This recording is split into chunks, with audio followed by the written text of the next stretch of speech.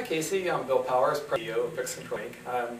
I'm going to give you a video presentation of our office today and give you a little overview of some of the products that we manufacture and some of the things that we could probably use for your show. Unfortunately, I'm here alone today. It's Friday and I forgot we had to get this done. And, I'm going to do this on my own, so bear with me while I walk you through everything that we have here today. This is our entrance area, and I'll walk you through the offices and show our manufacturing area and some of the R&D, and then we'll get into some of the more meat of what we want to talk about, the products. And then I'll take you outside and show you some of the camera systems, some we already have set up and what they might have collected over the week, and how to do some of our covert systems. So come on with me, I'll show you everything we have going on here. Our offices that we have. This is the first facility. We just have standard offices. Conference room here. I'll bring us back here in a little bit to talk about the products that we have.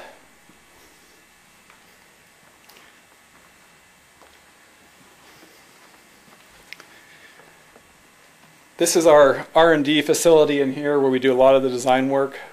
Currently we're working on a cellular engine board, and I'll talk about that here in a minute.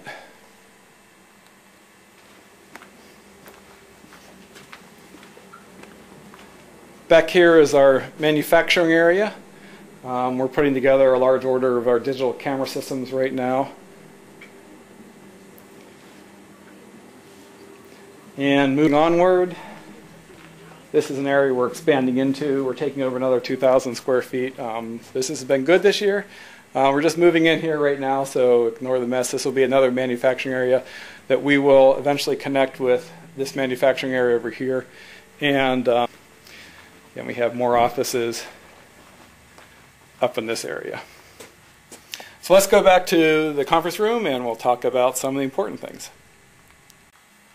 I thought I'd start kind of to give a little bit of history of PixController and where we got started. My background is in engineering, electrical engineering and software, and I have a great passion for the outdoors, hunting, and wildlife in general.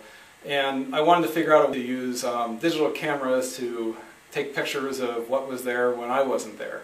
And I came up with our first motion activated board, which is this guy here. It has a motion sensor on it and electronics to control various devices, camera devices.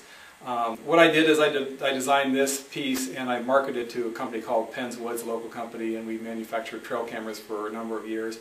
But what I also did is I took these electronics and I started a company, PixController, and I designed kits that people could actually build their cameras by buying our electronics. We had online instructions how to modify cameras, use existing camcorders, that sort of thing.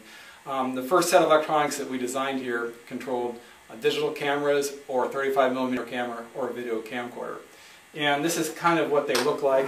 They were large back then. You bought an off-the-shelf camera. This one used an Olympus camera, and Olympus 2 megapixel camera. These worked very well. In our first year we sold 2,000 of these boards, so it was pretty successful. Another interesting aspect we did is we designed a system that could trigger an off-the-shelf Sony camcorder using the existing Lank controller. I'm sure you're familiar with that. What this would do upon motion activation is it would power the camcorder up from sleep mode, record what was ever in front of the camera for as long as it was there, and then turn off when it walked away. Some interesting features that we added. You're familiar that Sony has a feature called Night Shot, can see infrared. So we added an infrared light and obviously batteries inside the system here, and solar panel charging if you needed to do that, or if you needed the extended stay. We also have a sound mic. This was kind of how we got involved in doing video, and videoing wildlife using motion activated cameras is obviously much more interesting than still photos, but still photos definitely have their role. Now, one thing we soon discovered when using camcorder systems is they're not very tolerant to things like hot weather or very cold weather, and you get a lot of problems with failure. So the next product I developed was what we sell today is our DVRi. This is, again, a video system, records full motion video. The nice thing about this is we have a color camera that switches from color at day to infrared at night with infrared illuminators. A sound mic, because again, sound is very important when recording video. And inside, what it does is it records to a DVR to a standard media card. And we record 640 by 480 at 30 frames a second with sound to MPEG-4 format. And it's Not as good as something like high definition or a mini DV quality you get from a camcorder, but it's pretty darn good, and we saw quite a bit of these, especially into the research end. Now for the higher end products, we've kind of taken our video system a little bit further advanced, and this is something we sell these on custom basis here. Again, this is a motion activated camcorder system, and the neat thing about this system is that we have, instead of infrared light, we have infrared camera, and the purpose of this is that at daylight, it senses between day and night with the system, and it's a camcorder lens or camera system to record from during the day to get full motion or to get full color during the day, and then at nighttime it switches over to using this camera in VTR mode. So in the day mode it's using the camcorder to record in standard camcorder mode. At nighttime it switches the camcorder over to be basically a tape deck and records video input from the camera. So with that said, we needed two different mic systems too, because we have a standard mic that uses in camcorder mode, then we had to switch over to a power amplifier. There's a 12-volt mic fit in here too, or 12-volt power mic that we can use to record in VTR mode. And inside, we switched obviously to something smaller, a nice mini DV camcorder. Again, these are Sony's with a length port on them. Now moving on in our product line here, this is our Cellular Eye. We released this in 2004. This was the first cellular motion activated camera that was on the market at that, and on the market today. And I'll get into what we're developing now.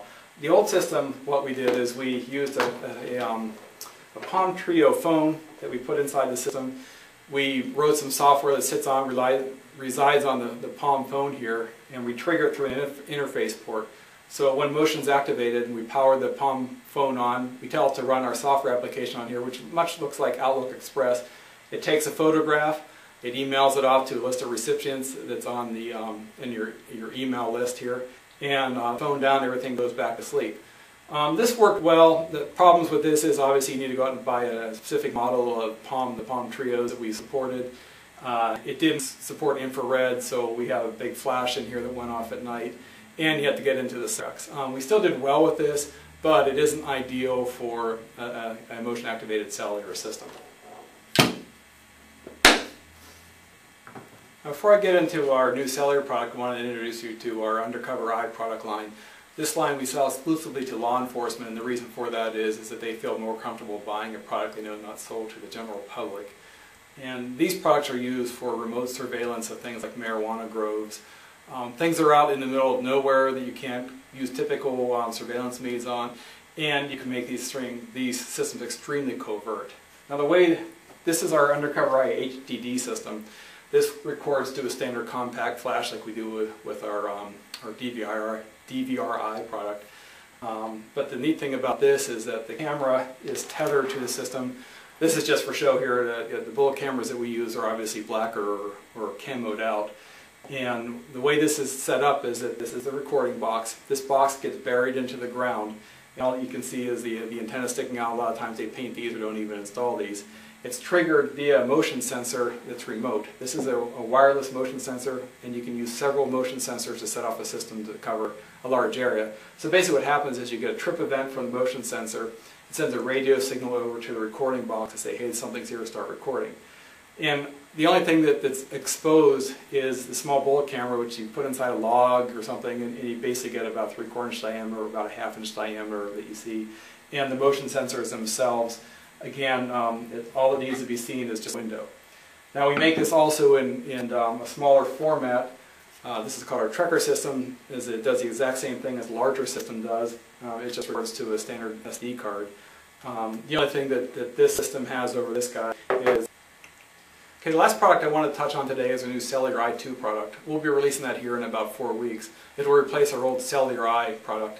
And the new thing about this product, it doesn't require you to purchase a Trio phone. We build all the electronics such as the cellular modem and the camera all into the system. The printed product will look much like our DVR-I in that you have a camera that will be color by day, infrared by night. And this is a still shot only system. Upon motion activation, it takes a photo and emails it off to you, a built-in motion sensor.